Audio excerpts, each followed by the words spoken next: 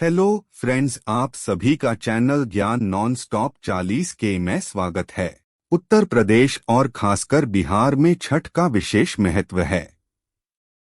छठ सिर्फ एक पर्व नहीं है, बल्कि महापर्व है जो पूरे 4 दिन तक चलता है। नहाए खाए से इसकी शुरुआत होती है, जो डूबते और उगते हुए सूर्य को अर्घ्य देकर समाप्त होती है। ये पर्व साल में 2 बार मनाया जाता है। पहली बार चैत्र में और दूसरी बार कार्तिक में।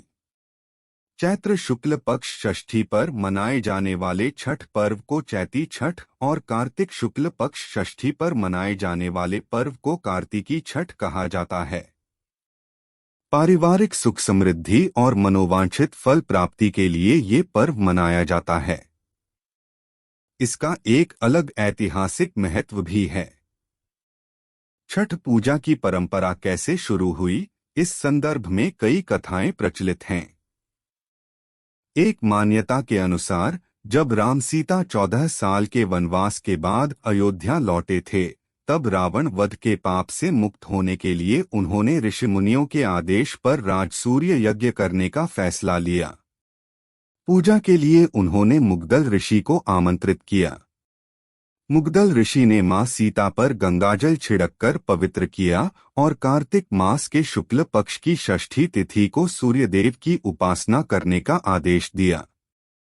इससे सीता ने मुग्दल ऋषि के आश्रम में रहकर 6 दिनों तक सूर्यदेव भगवान की पूजा की थी। सप्तमी को सूर्योदय के समय फिर से अनुष्ठान कर सूर्यदेव से आशीर्वाद प्राप्त किया था। महाभारत काल से हुई थी छठ पर्व की शुरुआत। हिंदू मान्यता के मुताबिक कथा प्रचलित है कि छठ पर्व की शुरुआत महाभारत काल से हुई थी। इस पर्व को सबसे पहले सूर्यपुत्र कर्ण ने सूर्य की पूजा करके शुरू किया था। कहा जाता है कि कर्ण भगवान सूर्य के परम भक्त थे और वो रोज घंटों तक पानी में खड़े होकर उन्हें अर्घ्य देते थे। सूर्य की कृपा से ही वह महान योद्धा बने। आज भी छठ में अर्घ्य दान की यही परंपरा प्रचलित है। छठ पर्व के बारे में एक कथा और भी है। इस किंवदंती के मुताबिक जब पांडव सारा राजपाट जुए में हार गए, तब द्रौपदी ने छठ व्रत रखा था। इस व्रत से उनकी मनोकामना पूरी हुई थी और पांडवों को सब कुछ वापस मिल गया। लोक परंपरा के अनुसार सूर्य देव और छठी मैया का संबंध भाई बहन का है। इसलिए छठ के मौके पर सूर्य की आराधना फलदायी मानी गई।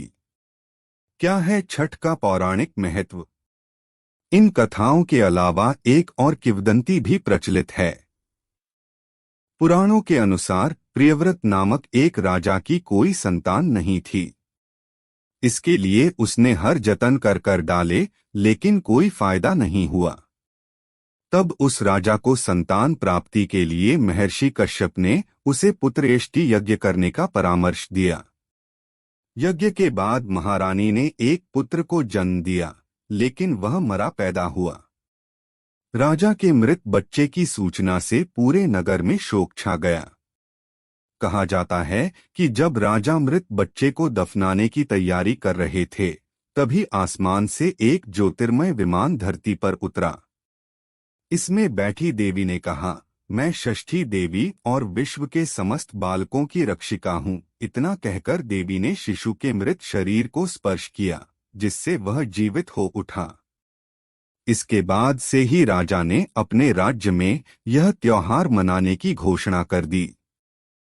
ज्ञानवर्धक वीडियोस देखने के लिए हमारे चैनल ज्ञान नॉन स्टॉप 40K के साथ जुड़े रहिए। हम मिलते हैं अपने नेक्स्ट वीडियो में। धन्यवाद।